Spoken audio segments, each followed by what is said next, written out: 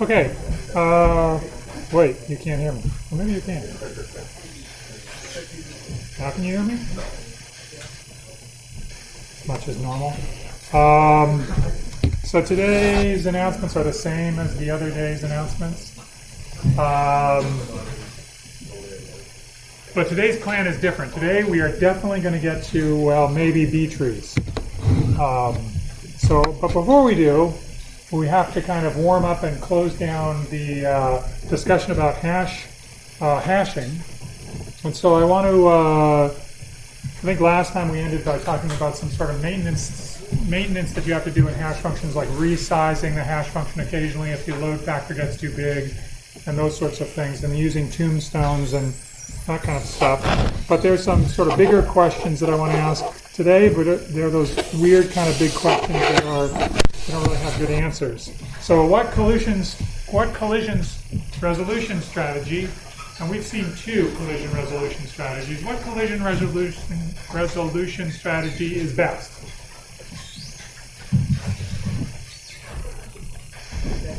See, I told you, it was one of those questions that doesn't really have an answer unless you say it depends.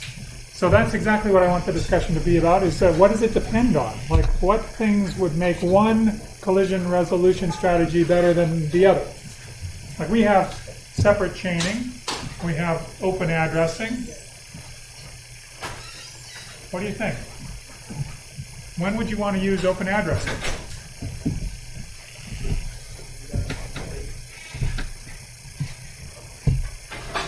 When you've got a lot of space. Relative to what?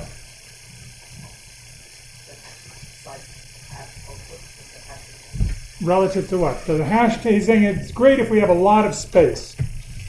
And I'm asking a lot of space relative to what? So what is the measure that we use when we want to talk about this? Yeah, there we go, the load factor. So you're saying if the load factor is small, then you want to use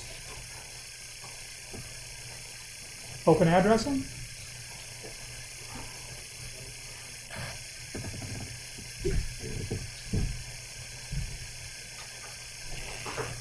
Puzzling. It is true that when the load factor gets really high, the function, which is the sort of expected number of operations in order to find something in the hash table, gets dramatically worse in open addressing than it does in separate chaining. Why is that? Do you remember separate chaining? Open addressing? Why would it be that if the load factor is large, open addressing suffers more than separate chaining? Yeah. Yeah, there's clustering that goes on. So there's this possibility that you're injecting things into the open addressing table, and it's filling up a sequence of locations that joins up with another sequence of locations and makes a bigger sequence of locations that attracts even more. So the function that describes the performance in terms of a load factor for open addressing is something like 1 over 1 minus alpha, whereas in the case of so this is for open addressing, where it's in the case of separate chaining,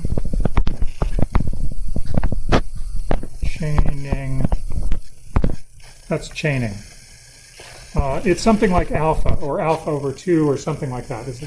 And so from that, you see that when alpha gets close to 1, we would, even in the case of really well-behaving hash functions and well-behaved hash values, we would expect that separate chaining would be better, because alpha will be smaller for alpha close to 1 compared to open addressing. So that's one possible reason why you would choose open addressing. What's another reason you would choose open addressing? Yep. Has better cache performance. It's an allocated memory structure that's allocated once as a big chunk. And so that means that unlike separate chaining, where you allocate a new node every time you insert something into the into the hash table, which could be allocated at a random location in memory. All of the memory locations for an open addressing table are consecutive, and all of the items go into those consecutive memory locations. So when you bring in a contiguous or a continuous sequence of memory locations, some sort of cache block transfer, you get a large amount of that table, whereas you might only get a few nodes from your linked structure. So it requires more cache thrashing for the separate chaining than you do get for the open addressing. So caching, it has better cache performance. We'll talk about that today too. Anything else?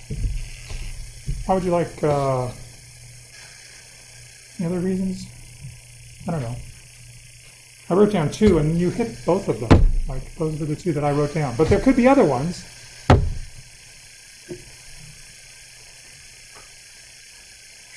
Yeah.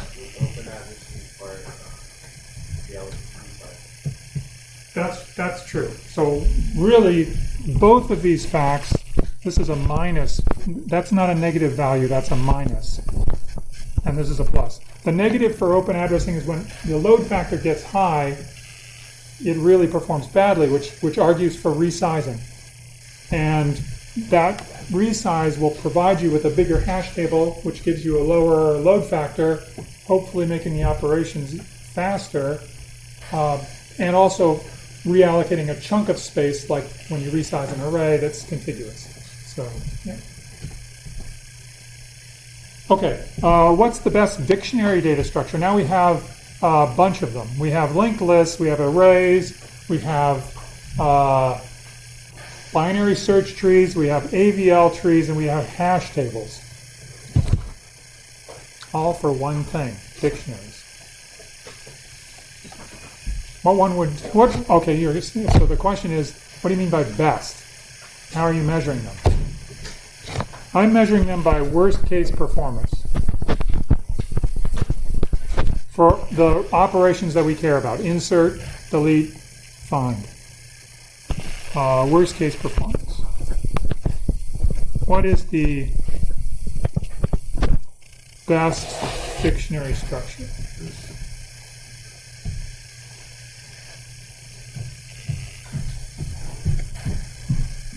Well, let me just ask, what's the performance of linked lists in the worst case? For n items in the linked list, n key value pairs in a linked list implementation of a dictionary, n things, what's the worst case performance? Theta of n. Very good, very good. Whoever said theta, that's really great, because you're telling me not only is it less than or equal to some constant times n, but sadly it's greater than or equal to some constant times n as well. So you're telling me that's the right story. So theta of n for linked lists, LL means linked lists, theta of n. What about, I don't know, what else do you want to talk about? Arrays are the same thing. What about binary search trees? Worst case performance for binary search trees? Say it louder. Yep, not only big O of n, but also, sadly, big omega of n as well. It takes at least some constant times n in order to if you have this binary search tree that's sort of like a long, skinny chain, it's going to act just like a linked list. So binary search trees are also, in the worst case, order n. But we have another binary search tree. We have a self-balancing one, AVL trees. And AVL trees have what kind of performance? Theta of log n. And what do hash tables give us? So worst case performance of hashing when I put n items into my hash table.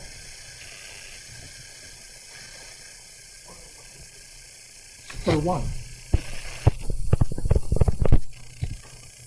You want to say that? How many people believe it's order 1? How many people believe that the worst case performance of a hash table is order 1?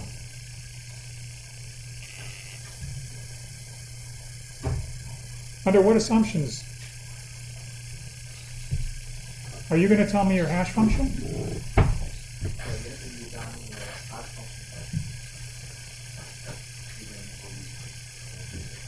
Great. You have to design a hash function that prevents collisions. Can you design a hash function that prevents collisions? You can try. Yeah, that's what Java, they tried. But then they were hacked. So if you fix your hash function, there are a sequence of keys that will collide for that hash function. That's the purpose of a hash function, is to bring key space down to table size space. Because it's a large key space and a small table size, there will be collisions. And I can choose, if I'm clever enough, keys that will all hash to the same location. So my performance is going to be driven by, in worst case, every item going to the same table slot. In the worst case, this happens. Yeah. Yep.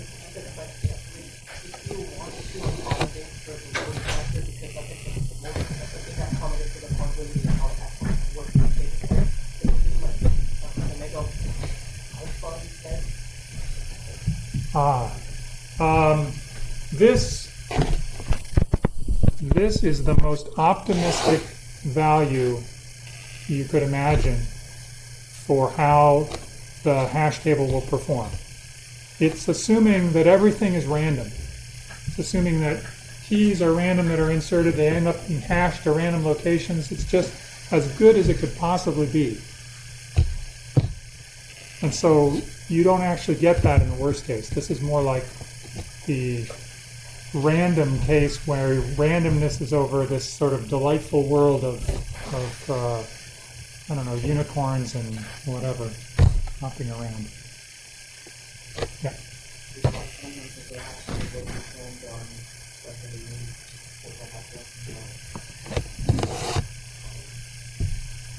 Chaining.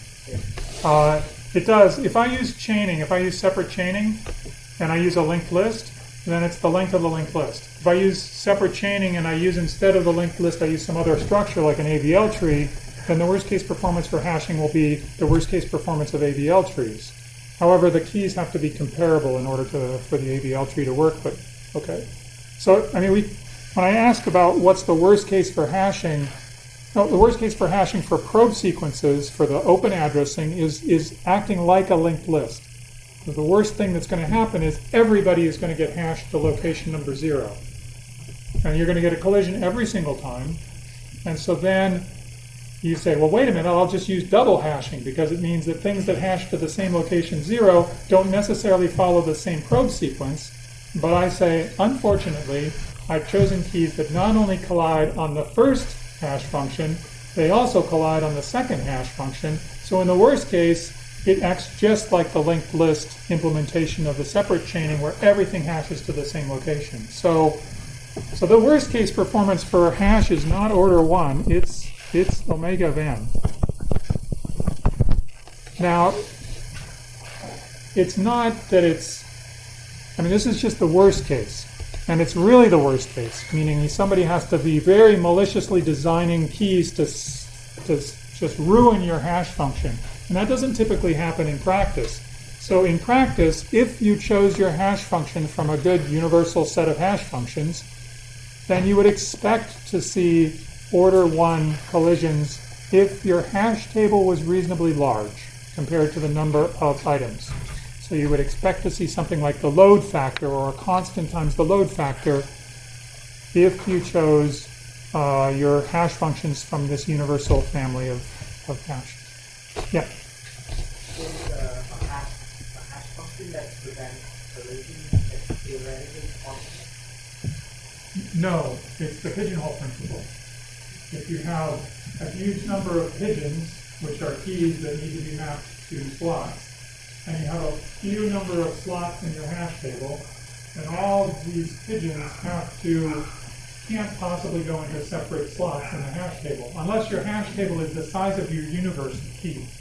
But that is not a reasonable assumption for most applications of hash functions. Usually you use hashing when the universe of keys is quite large.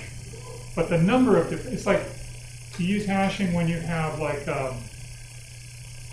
like student identification numbers. Like the number of possible student identification numbers is astronomical, but the number of actual students is something like 50,000 or something. So you hash using some hash function to take a student number down to a table of size about 50,000. Yep. Why is the normal thing that the one that finds Why does everybody think it's order 1? Because that's what it looks like in practice. Because nobody's out there maliciously trying to destroy your hash function. Well, yet. Until your hash function becomes something that's important, like part of the server of some, and then they hammer it, and they'll destroy it. So I'm just giving you the worst because I'm very pessimistic. It's a worst case performance of omega of 1, omega of n. But as I said, expected performance of order 1 when many caveats. When choose a random hash function from a universal family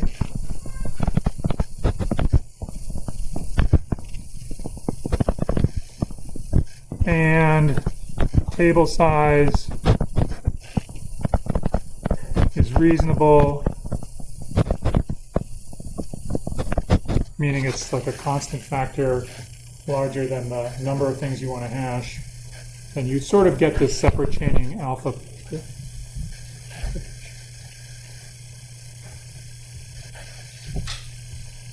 Okay, so if hash tables in practice are so good, why do we even consider binary search trees? So this is a weird question. And what I'm trying to get at with this question is that hash functions are not like ordered structures. Like a binary search tree is an ordered structure. So I can do things on a binary search tree like ask you, what are all of the keys between banana and kiwi? I can ask you for all the keys between those two, and you can do that in an AVL tree or a binary search tree. So this is called a range query. And if you want to implement a range query, it's very hard to do in a hash function because if it's a good hash function, it's thrown bananas and kiwis and whatever's in between. What's between bananas and kiwis? Papaya? No, that's not between bananas and kiwis. Grapefruit? Well, that's good. Yeah, grapefruit. And grapes. Okay, so they're all scattered on all over the place. And so when you want to look for the keys that are between two values, they're not consecutive in any way in the hash function. You have to search the whole hash table to find them. So range query is one thing. Also, if you want to find the minimum key, the thing with the minimum key, or the thing with the maximum key, like for example, you want to look up the top Japanese cat name in this thing, or you want to look at the lowest Japanese cat name, then the keys would, if you choose to store your cat names by keys which represent their popularity, then you could do that by a min or a max query. So also min and max queries.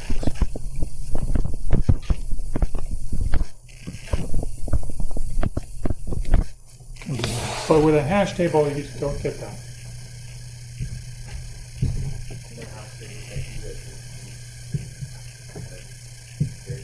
You can. The keys are in the structure, so you can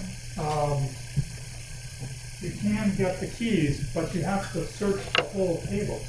So that's whatever the table size is, which is about linear in the size of the number of the size of the dictionary. You can get it in that amount of time. But these things, range queries can be done in logarithmic time in AVL trees, for example. Okay. Have any other questions about hashing and those sorts of things? If you do, well, you can ask them. But if you think of one later, I really recommend Jeff Erickson's online textbook for hashing, and for everything, actually. It's great. And I know you're like, I don't want to read a textbook at all. This is the worst thing you could possibly suggest for me to do. And yet, it's great. It really is entertaining to read this textbook. It's like comparisons to, anyway, there's the recursion fairy shows up, and there's all sorts of strange comic strips and quotes from people that are long dead. Yes.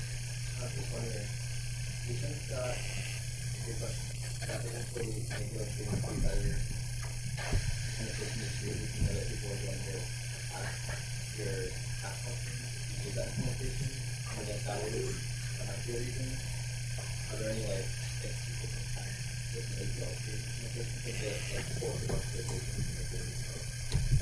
Okay, so answer to your first question is I probably would not bother if I really wanted fast performance to use an AVL tree. I'd use a standard hash table which is provided in like a C++ map.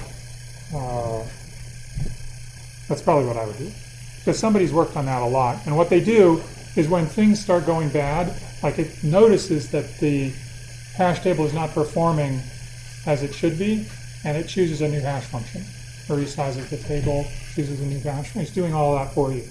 So that's pretty bulletproof now, these ones that are in like C++. It's pretty good. But if you wanted to be sure and you wanted to write it, and you wrote an AVL tree, you tell me, what's the worst case performance for AVL tree? No matter how bad somebody puts insertions in, no matter what they try to do, what's the worst case performance?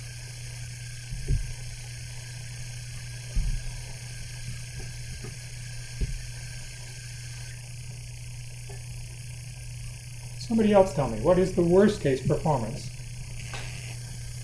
Yeah? N log n? No, not more than n, for sure. But what is the worst case performance for AVL trees? Worst, yes. Log n.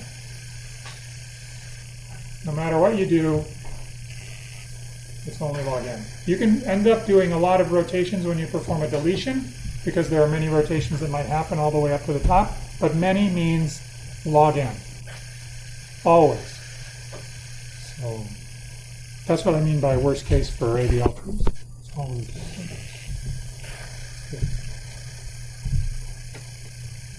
okay. Right. So we talked a little bit about caching performance for open addressing being good. I wanted to explain a little bit more about the memory hierarchy.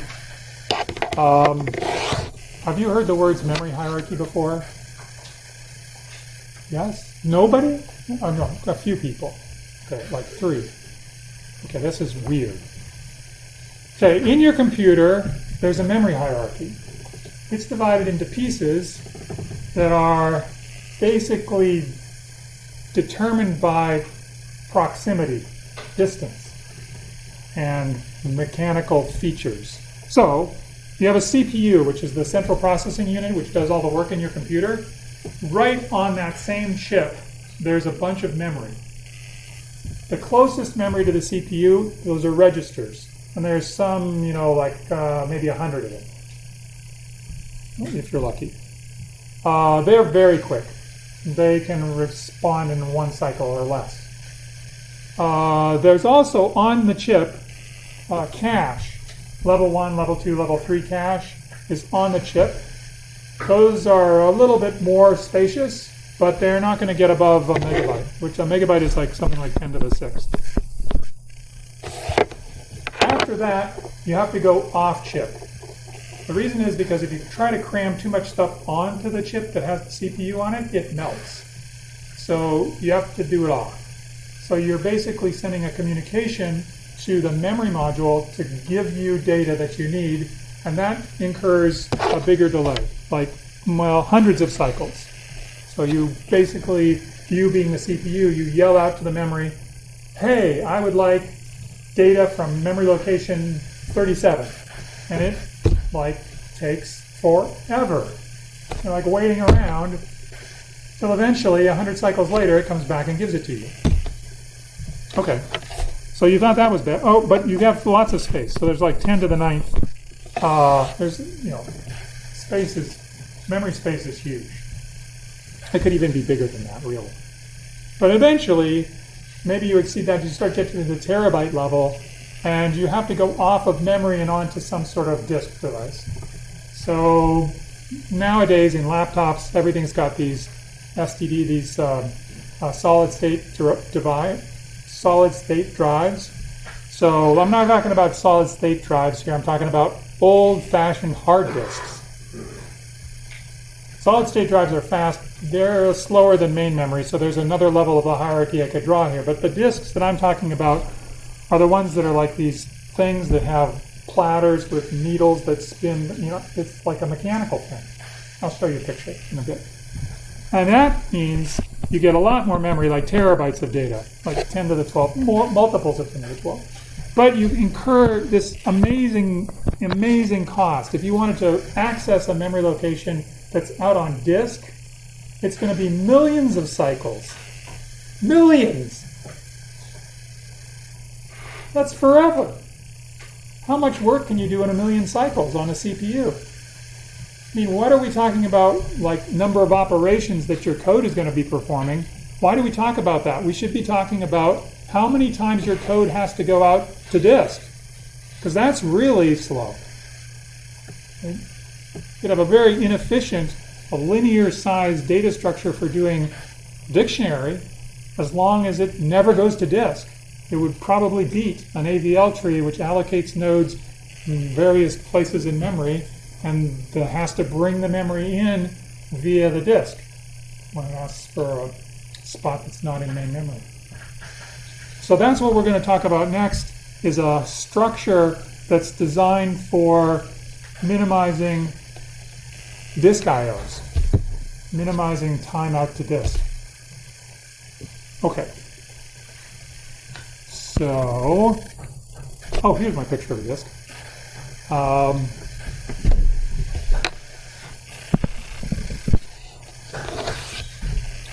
You guys know what record players are, right? That's still something that exists. That's good. So that's what's in a computer. It's a big record. It's a little record player, about this big, and it's got a platter that spins at 7,200 RPMs. Your records spin at something like 33 RPMs, and it has an arm. That's the gray thing, which has at the very end that little red dot is a read head, read-write head. So this thing spins all the time. The disk spins, and the arm moves from the purple track, for example, to the orange track.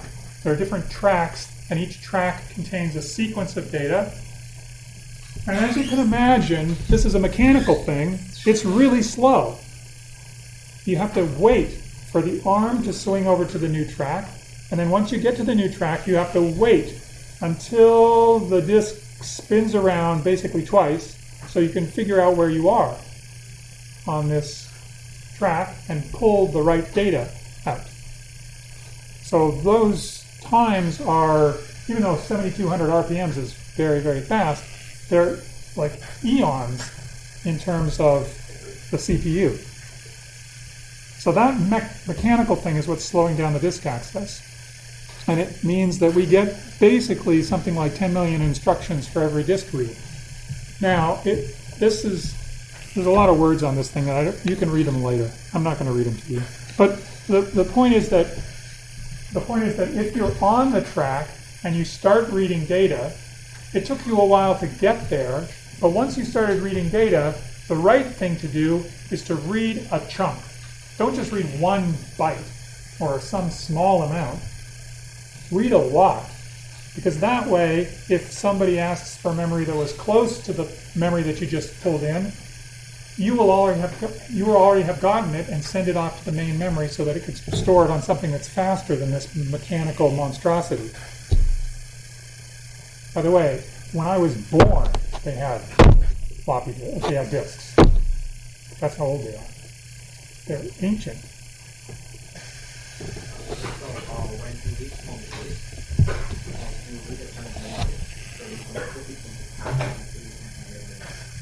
Usually what happens is, I'm glad you asked. There's another slide and I'll show you exactly what happens, at least what I think exactly what happens. Nowadays sometimes they short circuit and they go up in the hierarchy, but I'll show you to answer your question, it goes into main memory, and then it goes up into the caches, and then it goes into the CPU. Unless it short circuits. But typically that's the road. And then it stays behind in those layers, so that if there's another memory request, it doesn't have to go beyond the highest level that has that data. Every level of the memory hierarchy caches blocks of data of a particular size. So it's not going to be a while. It's going to be a while before you have to go back up to disk to get another block. At least that's the hope. So the last thing I wanted to say is each disk read-write moves more than 1 byte. To take advantage of the fact that you're there, you might as well pick up the data because it takes a while to get to where you want to be on the disk. And that's taking advantage of the fact that sequential disk access is faster than seek. The seek time, which is the time it takes to move the head, wait for it to rotate around to where the data is supposed to be, that's seek time. That seek time is expensive. But once you're there, once the data is under the read head, it reads it pretty quickly because it's going at 7,200 RPM. It just zips underneath the thing and reads as much as it wants. So it reads a big chunk.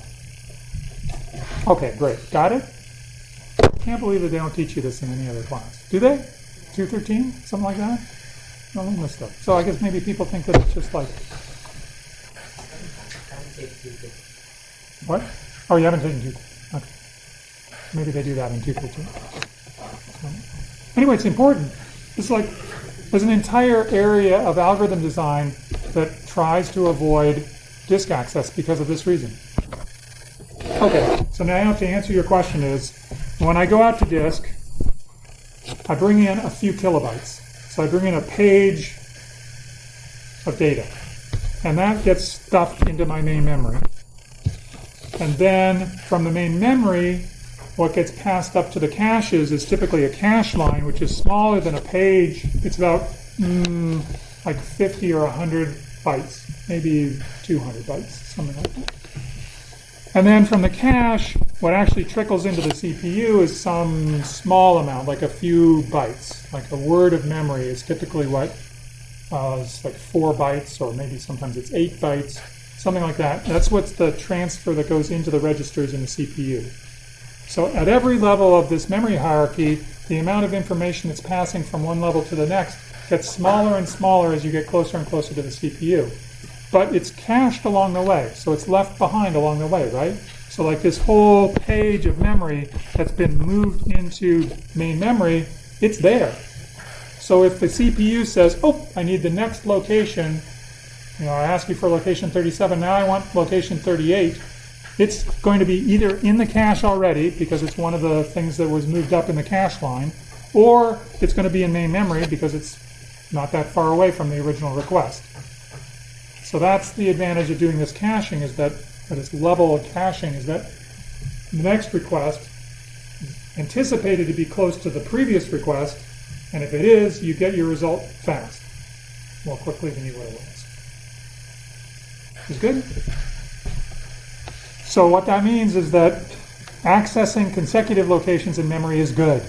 Accessing random locations in memory is slow. Okay, so now let's think about our data structures that we have for doing stuff. So we already talked about hashing. If you have an open addressing scheme, then that table has been allocated consecutively in memory. That's a good thing for caching. What about AVL trees?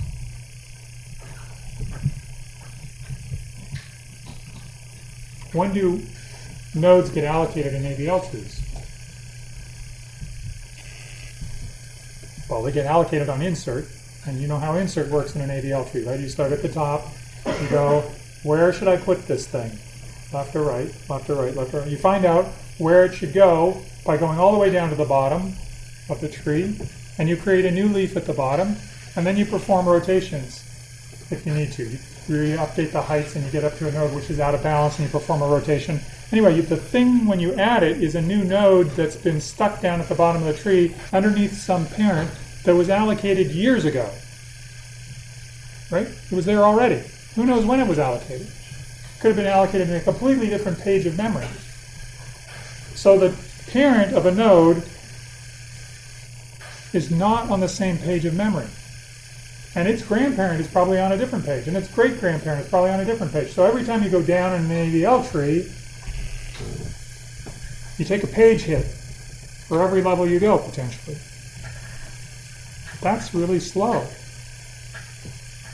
So next time I perform an insertion, every step of the way I'm hitting a page, I'm doing a page fault, which is when I have to bring in a page from disk, put it into my cache. That's going to be extremely slow. So, what do you want to do? somehow it's not good that my parent and me were on different cache pages. We should be on the same cache page. We want, because that's everybody that gets to me has to go through my parent. They have to come down through my parent. So they better be there.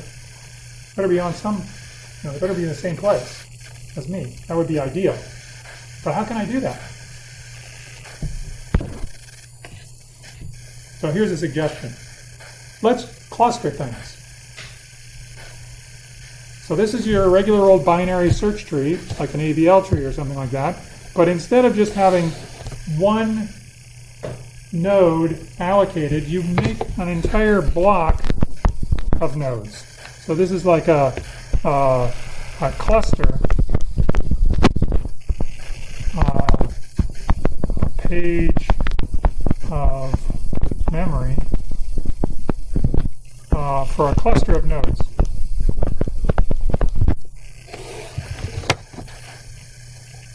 So this seems like a good idea because now when I look for an insert, when I insert something or find something in this structure, the only places where page faults will occur is when I go into the top, into the root, or when I transition from one of these blocks to another block. All of these guys are all on the same page, the same allocated memory space. So essentially what I'm doing is I'm like pre-allocating space for nodes, may or may not use them. Like if I go down to the bottom and I say insert a leaf and the leaf has to be inserted here, well, what do I do?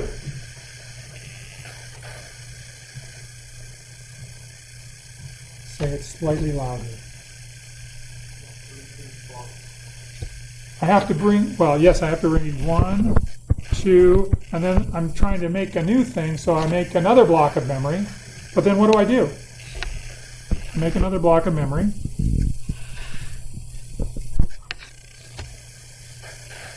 And I allocate that memory for nodes that go to this particular child, to this particular leaf. I make space for a bunch of dummy nodes that are sticking down here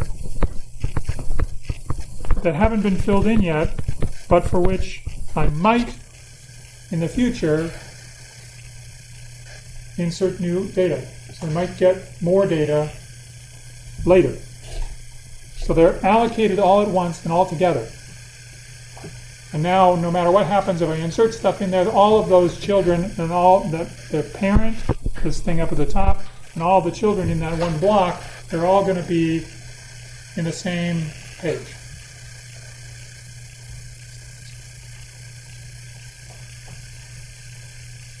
Is it understandable? It's not that. It's not like it's bugging, but it's kind of stupid too, really. Because why would I have this complicated binary search structure inside of a thing that's just an allocated array, basically? So that's why you would actually use an M-ary search tree. So you got a binary search tree. We know what those are. Those are the things that have at most 2 children for every node. An M-ary search tree is something in which there's at most m children per node.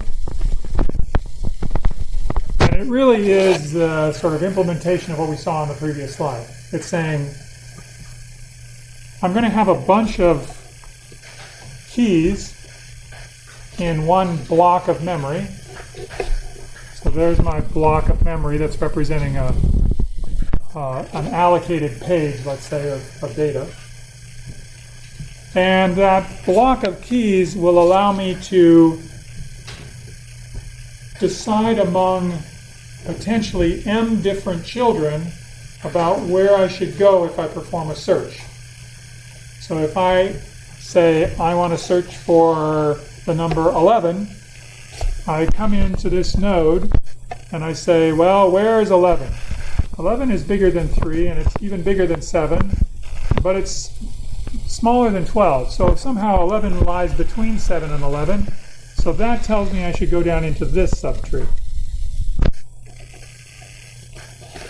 Okay? So this is when I come in with 11, I go back down. It's exactly the same as traversing like this kind of a clustered binary search tree. It's exactly the same process that you would use here. Maybe you do it in a linear fashion, like I said, or you could even use binary search if you wanted to, but it's exactly the same thing. You're picking one of the M children by comparing it against the keys that are in this node. Yeah.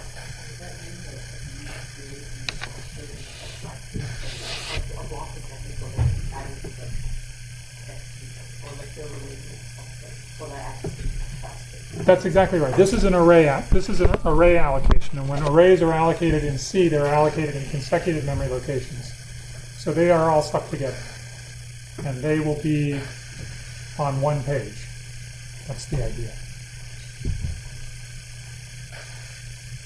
Okay. So now that you're lulled into a sense of security by this, let me ask the question: what is M for this picture? What is M?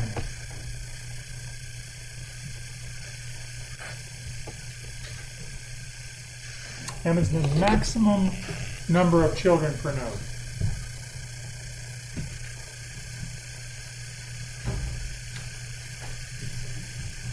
Let's vote.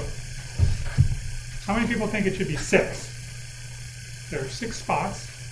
Okay, look, you have to vote, so be careful, because I'll record everybody that doesn't. No.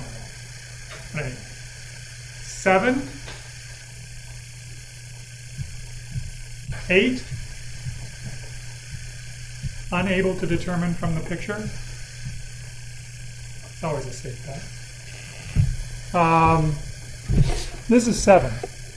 The number of slots that I have here are 6 slots for keys, but those 6 keys, just like the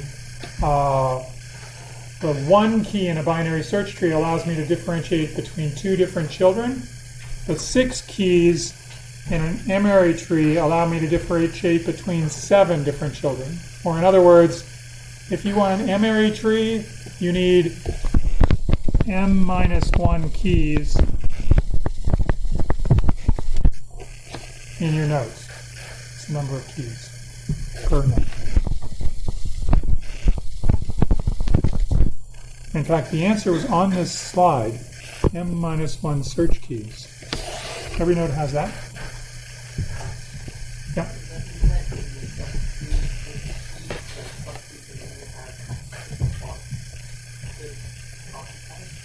No. Every subtree contains a root node which has 6 spots. Yeah, but then below that there can be more.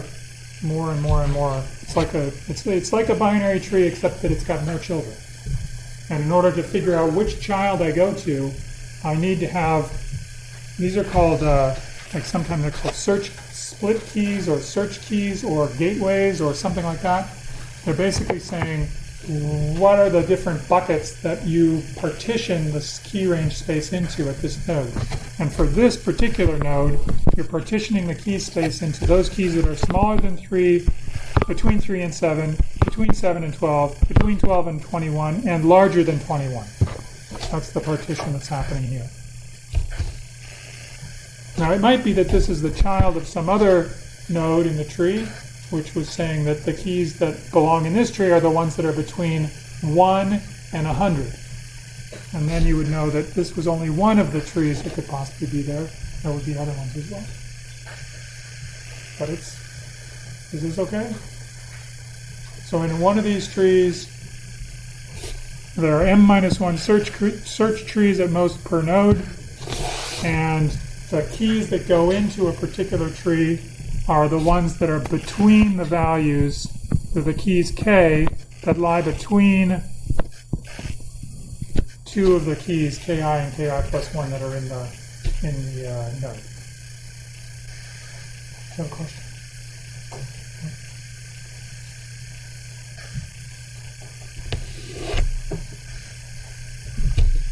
Good? Okay. So, all right, we have 5 minutes to do this. So now this is B trees. So B trees are M-ary search trees. So an M-ary search tree is just what we saw before. This thing. This is one node and some subtrees of an M-ary search tree. This is a B tree, and a B tree has this very interesting property. All of the leaves are at the same depth.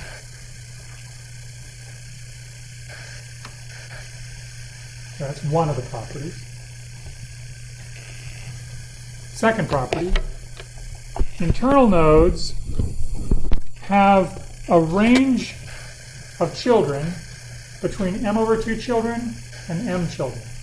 So there's no internal node that contains fewer than m over 2 children except for the root. The root has between 2 and m children. But most of the internal nodes in the tree have between m over 2 and m children. That means essentially that they're half full. They're at least half full. The number of children they have. The last thing is that leaves hold at most m-1 keys. That's pretty obvious, but anyway, it's there. So down at the bottom of this page, can you read that? Is this legible? This is an example of a B tree. And if you, people in the back, can you hold it? I got an idea. That worked.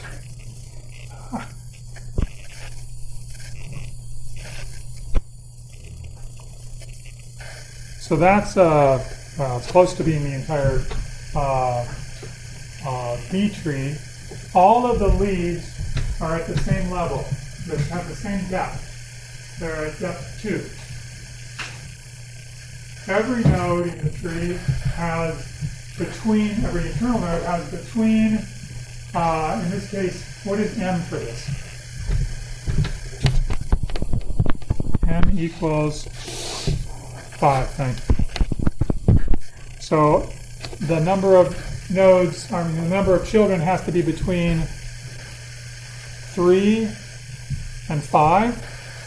So everybody that's an internal node has between 3, in fact they both have 3, so they have between 3 and 5 children, except for the root. The root has 2 children, which it's allowed to have.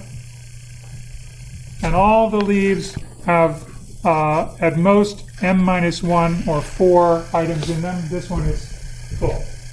But it's okay. It's still, this is a B tree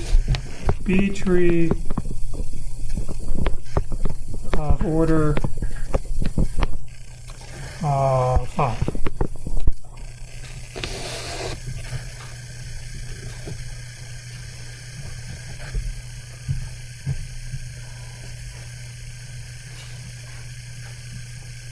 It's a weird structure. It has this funny property that all of the leaves are at the same level, or at the same depth.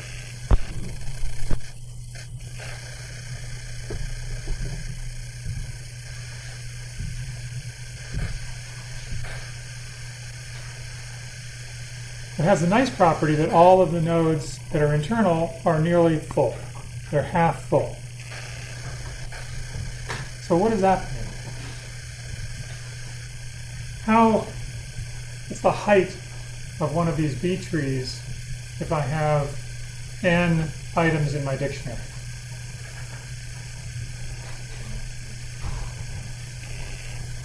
The smallest the degree can be, for example, in this m equals 5 tree, the smallest the degree, the number of children can be in this B tree for m equals 5 is 3.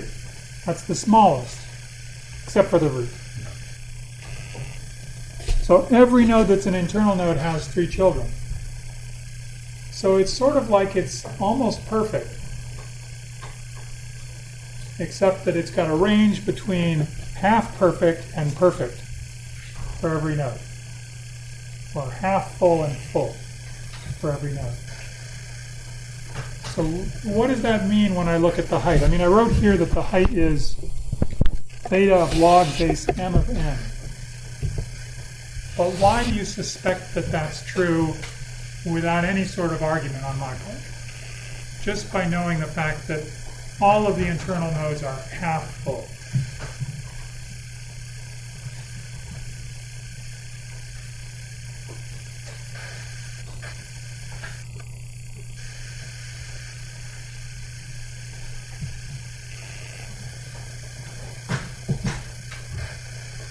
What's the skinniest B tree that you could have for m equals 5?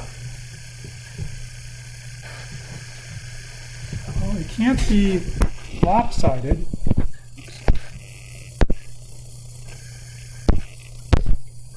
It can't be lopsided. You can't have a B tree that has a chain like this, because then not all the leaves are at the same level.